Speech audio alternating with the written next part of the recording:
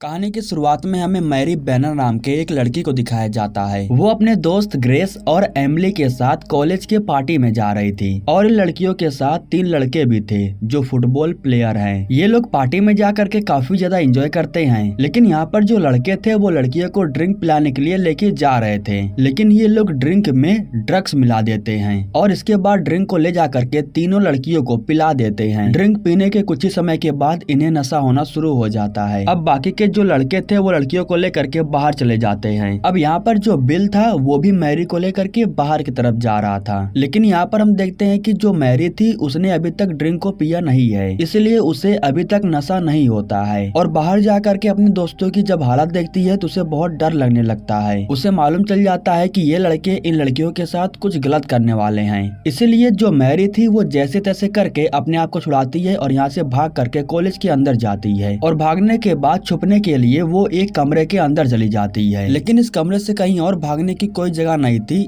इसलिए वो यहीं पर रुक जाती है। तभी यहीं पर बिल आता है और कहता है कि डरो मत, हम बस उनके साथ छोटा सा मजाक कर रहे हैं, तुम्हें किसी प्रकार का कोई नुकसान नहीं होगा। यह कहने के बाद वो उसे फिर से पकड़ करके बाहर लेके जा रहा था, जिस वजह से बिल को गुस्सा आता है और वो एक जोर से थप्पड़ मारता है। थप्पड़ मारने की वजह से मैरी का सर एक सामान से जा करके टकरा जाता है और सर में चोट लगने की वजह से मौके पर ही उसकी मौत हो जाती है। बिल उसे मारना नहीं चाहता था, लेकिन अनजाने में ये गलती उससे हो गई। खैर अब वो अपनी गलती को छुपाने के लिए मैरी को ले जाकर के एक बॉक्स में बंद कर देता है और जब तक उसका दोस्त इस कमरे में आता है तब तक वो मैरी को बॉक्स में बंद कर चुका था। उसका दोस्त बिल से पूछता है कि आखिर वो लड़की कहाँ पर है, लेकिन बिल झूठ बोलते हुए कहता है कि मुझे नहीं पता है। अब यहाँ से सीन कट करके हमें समंथा नाम की एक लड़की को दिखाया जाता है। दरअसल वो अपने दोस्तों को ये कहानी बता रही थी। उसके दोस्तों को लगता है कि ये एक कहानी है, लेकिन समंथा कहती है कि ये हकीकत है। अगर तुम अपने आप को आईने में देख करके 3 बार ब्लैडी मैरी बोलोगी तो वो तुम्हारे सपनों में आ जाएगी और सपनों में आने के बाद वो तुम्हारे हकीकत में भी आना शुरू हो जाएगी। इसी बीच मजाक मजाक में ही समंथा खुद 3 बार ब्लैडी मैरी बोल देती है। खैर अब कुछ समय के बाद कमरे में समंथा का भाई डेविड आता है, जो सभी लड़कियों को गुड नाइट बोल करके उन्हें सोने के लिए कहता है, क्योंकि रात काफी ज्यादा हो गई थी। अब रात में जब सभी लोग सो गए थे तो इनके कमरे के पास कोई आता है, जिसकी वजह से ये सभी लोग उठ गए थे। सुबह होने के बाद जब समंथा की माँ लड़कियों को उठाने के लिए कमरे में आती हैं, तो सभी लड़कियों का कुछ भी अता पता नहीं था। इसी वजह से समंथा और उसके पिता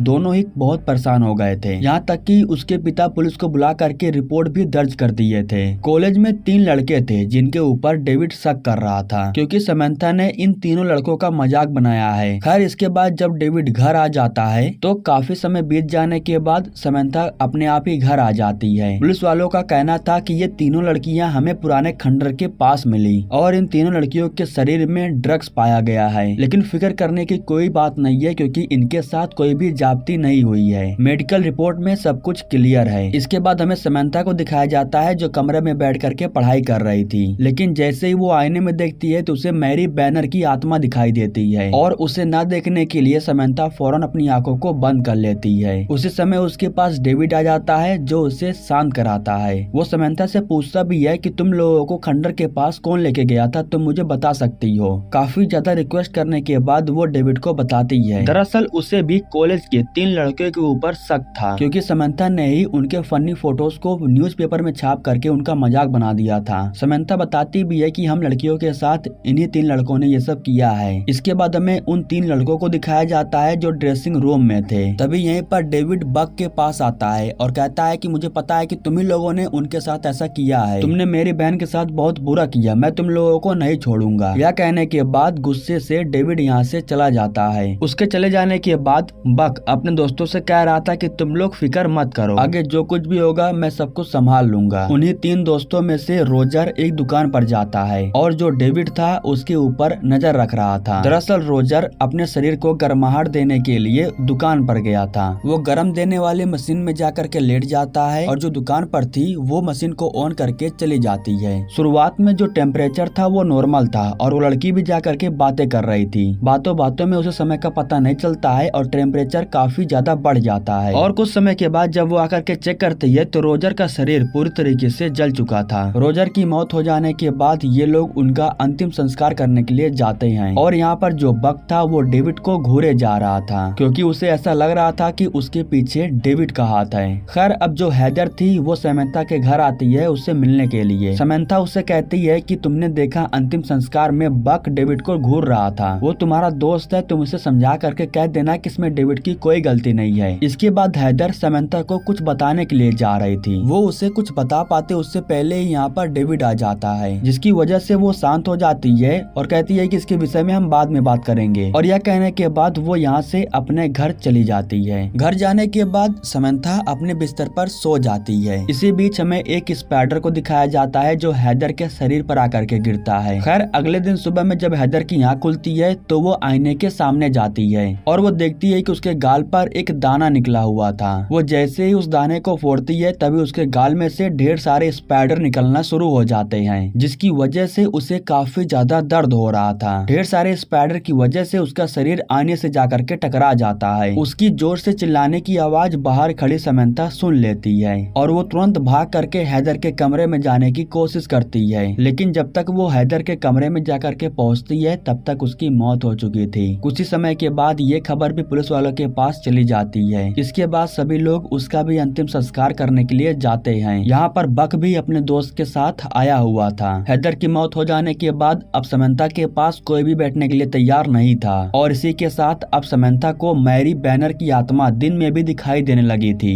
दरअसल मैरी अब अपने सोच पर कंट्रोल नहीं कर पा रही थी। उसका जो दिमाग था वो अब इन सब बातों पर काफी ज्यादा हावी हो रहा था। इधर बक अपने दोस्त टॉम से कहता है कि इन सब के पीछे डेविड का हाथ है, उसी वजह से ये सब हादसा हो रहा है। वो आगे चल करके हम लोगों के लिए खतरा साबित हो उससे पहले हमें कुछ करना होगा, वरना वो हम दोनों को भी मार देगा। खैर इसके बाद जो टॉम था वो अपने घर की तरफ जाने लगता है, लेकिन रास्ते में उसे एक परछाई दिखाई देती है। उसे देखने के बाद वो रुक जाता है और अपने कार से उतर करके बाहर आता है। बाहर आने के बाद वो एक जगह पर जा करके हल्का होने लगता है। उसे पता था कि इस जगह पर हाई वोल्टेज है, फिर भी वो वहाँ पर हल्का हो रहा था। इसी बीच पावर सप्लाई को कोई ऑन कर देता है और उसके साथ एक बहुत बड़ा हादसा हो जाता है। इस हादसे में टॉम की बहुत ही बुरी तरीके से मौत हो जाती है। मौत हो जाने के बाद सुबह में पुलिस वाले आते हैं और तहकीकात करने के बाद लाश को लेकर के चले जाते हैं। इधर डेविड को भी मालूम चल गया था कि उन 3 दोस्तों में से अब टॉम की भी मौत हो चुकी है। समंथा अपने भाई से कहती है कि इन सब के पीछे मैरी बैनर की आत्मा है, वही है जो इन लोगों को मार रही है क्योंकि उसकी आत्मा को शांति नहीं मिली है। दरअसल उस रात जिन लोगों ने उसके साथ बुरा किया था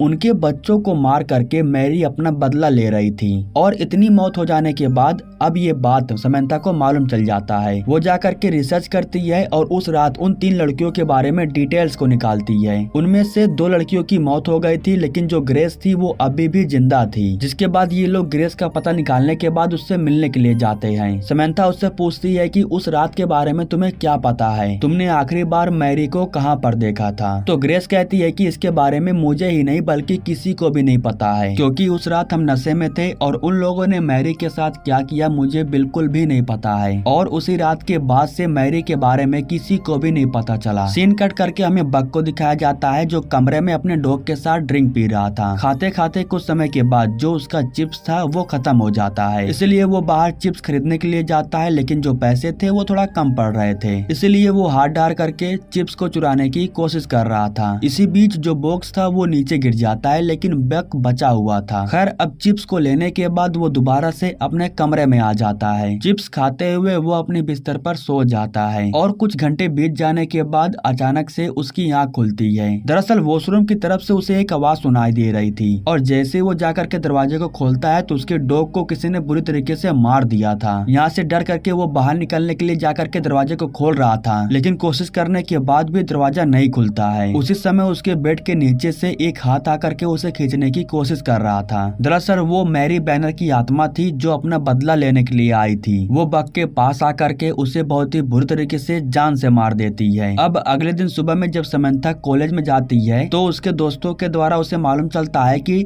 बक की मौत हो गई है, लेकिन उसकी मौत से किसी को कोई फर्क नहीं पड़ रहा था क्योंकि बक एक बुरा इंसान था, लोगों को परेशान करता था। रात के समय में जब समंथा अपने कमरे में बैठी हुई थी तो तभी उसे बॉक्स हिलता हुआ दिखाई देता है और वो अपनी आंखों को बंद कर लेती है। आंख बंद करते ही उसे वो बॉक्स दिखाई देता है जिसके अंदर मैरी को बंद करके रखा गया था। दरअसल उस समय मैरी की मौत नहीं हुई थी, वो सिर्फ बेहोश हो गई थी, लेकिन बॉक्स के अंदर बंद होने की वजह से उसकी मौत हुई। वो बॉक्स में से बाहर निकलने की पूरी कोशिश कर रही थी लेकिन बाहर नहीं निकल पाती है। और जब समंथा ये सब कुछ अपनी आंखों से देख लेती है तो वो फौरन रात के समय में ही ग्रेस के घर जाती है और वो ग्रेस को बताती है कि मुझे पता है कि मैरी कहाँ पर है और अगर उसे दफनाया नहीं गया तो उसकी आत्मा को शांति नहीं मिलेगी। इसके बाद समंथा ग्रेस को लेकर के कॉलेज के पास जाती है। दरवाजा बंद होने की वजह से समंथा खिड़कियों की वजह से कॉलेज के अंदर पहुंच जाती है और जो ग्रेस थी वो बाहर ही इंतजार कर रही थी। अंदर जाने के बाद उसे ठीक वही बॉक्स दिखाई देता है जिसके अंदर मैरी को बंद करके रखा गया था। वो बॉक्स के ऊपर सामान को हटाने के बाद ताले को तोड़ देती है और इसके बाद वो देखती है कि अभी भी उस बॉक्स के अंदर मैरी की लाश पड़ी हुई थी जो कि पूरी तरीके से कंकाल बन चुकी थी। उसी समय समंथा को एहसास होता है कि कोई उसकी तरफ आ रहा है, इसलिए वो लाश को उठाने के बाद यहाँ से बाहर की तरफ चली जाती है और जब वो इंसान कमरे के अंदर आता है तो बाहर से समंथा दरवाजे को बंद कर देती है। इस तरीके से वो उसे चकमा दे करके मैरी की लाश को लेकर के चली जाती है। लेकिन जब वो कार में बैठती है तो उसे मालूम चलता है कि किसी ने ग्रेस को भी बेहोश कर दिया है। उसी समय वो इंसान भी भागते हुए समंथा के पास आ गया था, लेकिन समंथा फौरन दरवाजे को लॉक कर देती है और कार को स्टार्ट करने के बाद वो यहाँ से चली जाती है। वो अपने पिता के पास कॉल करती है और उसे बताती है कि उसे मैरी की लाश मिल चुकी है और वो उसकी लाश को दफन करने के लिए कब्रिस्तान में जा रही है। जब वो लाश को दफनाने के लिए गड्ढा खोद रही थी तभी यहीं पर उसके पिता आ जाते हैं। उसके पिता जब लाश को देखते हैं तो समंथा से कहते हैं कि तुमने बिल्कुल ठीक किया। यह कहने के बाद वो खुद ही गड्ढे को खोदने लगते हैं, लेकिन उसी समय पीछे से उसके पिता समंथा के ऊपर हमला कर देते हैं। दरअसल समंथा के पिता का नाम बिल था और उसी ने ही मैरी को मारा था। ग्रेस आकर के उसके पिता को रोकती है और फिर समंथा मौका दे करके यहाँ से भाग जाती है। वो यहाँ से भाग के चले जाने के बाद एक जगह पर जाकर के छुपी हुई थी, लेकिन बिल उसे ढूंढ लेता है और उसके ऊपर हमला करके उसे मारने लगता है। दरअसल समंथा उसकी सौतेली बेटी है, इसलिए वो उसके साथ इतना जाप्ती कर रहा है। वो समंथा को घायल करने के बाद अब वो उसे जान से मारने वाला था, लेकिन उसी समय यहीं पर मैरी आ जाती है और ये मैरी की आत्मा थी जो बिल से अपना बदला लेने के लिए आई थी। वो बिल को भी मारने के बाद उसे भी अपने साथ लेकर के कब्र के अंदर जाती है और आखिरी में बिल को मारने के बाद मैरी बैनर की आत्मा शांत हो जाती है और इसके बाद जो समंथा थी वो मैरी के कंकाल को दफना देती है। और इसी के साथ अगले दिन सुबह में मैरी बैनर की मौत कैसे हुई थी ये पूरा खबर फैल जाता है और इसी के साथ ये कहानी यहीं पर समाप्त हो जाती है। दोस्तों, हमारे YouTube चैनल को सब्सक्राइब करने के लिए आप लोगों का दिल से शुक्रिया।